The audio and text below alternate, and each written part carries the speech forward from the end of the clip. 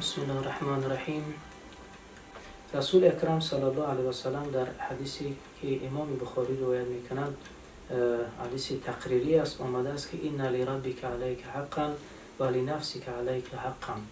یعنی نفس تو بالای تو حق دارد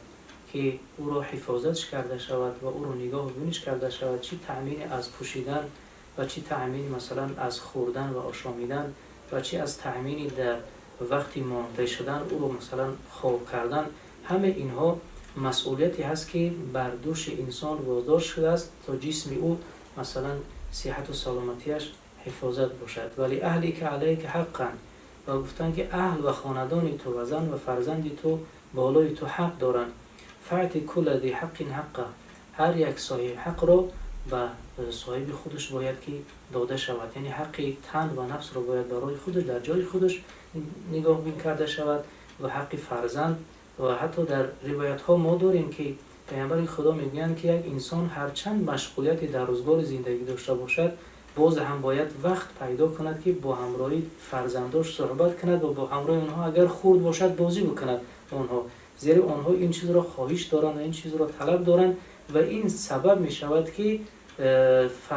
پدر همچون یک شخصیت محبوب در قلب فرزندها جای می شود و در نتیجه محبوب شدن، در نتیجه دوست داشتن پدر، هر دستوری که و هر نصیحتی و هر پیشنهادی که از جانب پدر برای فرزندان شود، آنها با جان دل قبول میکنند، زیرا اینکه یک انسان یک شخصیت را دوست بدارد، یک شخصیت را احترام بکند، همین سخن او دیگر بالای او ارزش دارد و بالای او قدر دارد. و پیامبر خدا صلی الله علیه و سلم در حدیث ها آمده است که بیشتر در دعاهاشون از سلامتی از خدا طلب میکردند که و حتی دستور دادن که صلی الله علی العفو و العافیه فإن احدا لم یعط بعد الیقین خیرا من العافیه، از خدا عفو و عافیت را طلب بکنید، یعنی از خدا بخشش برای کمبودی های خودتان و صحت و سلامتی و عافیت و تندرستیت را از خدا طلب بکنید، زیرا اینکه کسی را بعد از یقین، یعنی بعد از ایمان، چیزی بهتر از تن صحت داده نشده است. یعنی ببینید که پیامبر خدا تن صحت را بعد از یقین و ایمان بهترین چیز حساب کردن. کسی را بعد از یقین بهتر چیز از عافیت داده شدگی نیست. در روایت دیگر آمده است که پیامبر خدا می‌فرمودند که اللهم انی اسألک العفو و العافیه فی دینی و دنیای و اهلی و مالی، خدای من از تو طلب میکنم بخشش و عافیت و صحت و سلامتی را در دینم و در دنیایم و در اهلم، خاندانم و در مال ثروتم، از تو تمام عافیت از گزند آسیب و روزگار زندگی را خدای از تو پناه طلب میکنم. در روایت دیگر آمده است که خدایا از تو عافیت طلب میکنم در بدنم، اللهم عافینی فی بدنی، اللهم عافینی فی سمعی، اللهم عافینی فی بصری، خدایا من عافیت تن صحت را از تو طلب میکنم و عافیت و سلامتی شنواییم را و عافیت و سلامتی بینایی را از تو طلب میکنم، زیرا با واسطه شنوایی و بینایی انسان دیگر علمها و دیگر چیزها را کسب خواهد نمود. و رسول خدا صلی الله علیه و سلم برای روزگار زندگی ما و شما مصلحت دادن والدین و سرپرست خاندان را نصیحت نمودن که یعنی به حیث پدر و مادر برای تربیه خود و برای تربیه فرزندان در خاندان چی مسئولیت دارد. از رسول الله فرمودن که در روایت صحیح امام بخاری آمده است که غط الاناء و اوکیء السقاء، یعنی شما ظرف‌هایی که در خانه ها هست، بیشتر در مثلا سالهای پیشتر آب‌های روان نبود، یعنی در ظرف‌ها مثلا در جاگه‌ها آب می‌گرفتن. پیامبر خدا فرمودن که شما ظرف‌هایی که در داخل هر چیز موادی که باشد آنها رو بالاهاشون رو بپوشانید و اوکیء السقاء و ظرف‌هایی که در داخل او آب گرفته است بالای آنها را بپوشانید. فإنه ينزل ليلة من السنة وباء، زیرا اینکه در یک سال شبی هست که آن شب نامعلوم است، شب معین نیست که در آن شب به واسطه فضا و باد وبای در عالم گشت میکند، در فضا وبای میآید. لا یمر بإناء، به هر ظرف میگذرد که بالای آن ظرف اگر پوشیده نباشد، لم یغطى ولا سقاء لم یوک،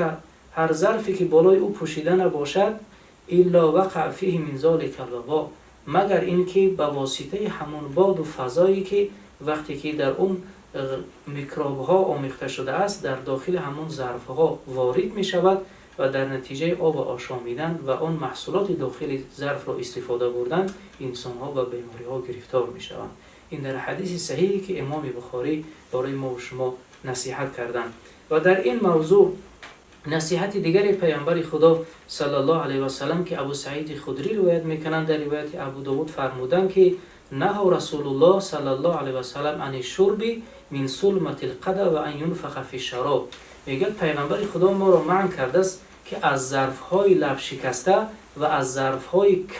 کفیدگی ما چیزی بخوریم و چیزی در او بیاشامیم و ما را منع میکردن که در آبها و در آن چیزی که مینوشیم در آنها پف نکنیم. طب امروزه را هم اثبات کرده است. حتی طب امروزه منع میکند که در ظرف‌های شیشگی شکسته و پلاستیکی شکسته باید چیزی خورده نشود و چیزی آشامیده نشود، زیرا اینکه هرچند آن ظرف‌های شکسته را اگر شستشو هم بکنم باز میکروب‌ها در همون سوراخی‌ها میماند. در نتیجه آب خوردن و چای خوردن دیگر طعام خوردن همون آبها با همون میکروب‌ها و همون غیجی‌ها آمیخته می‌شود و یک بیماری میکروب‌های در داخل انسان وارد می‌شود، انسان را به بیماری گرفتار می‌کند. حتی در زمانهای پیشتر اگر یاد داشته باشیم پیرانسال‌ها میگفتند که در ظرف‌های لب شکسته مثلا چای ننوشید و طعام نخورید که یک نحسی و بی‌برکتی دارد گفته. نحسی بی‌برکتیش همین است که بدن انسان را بسیار یک آسیب مهم می‌رساند.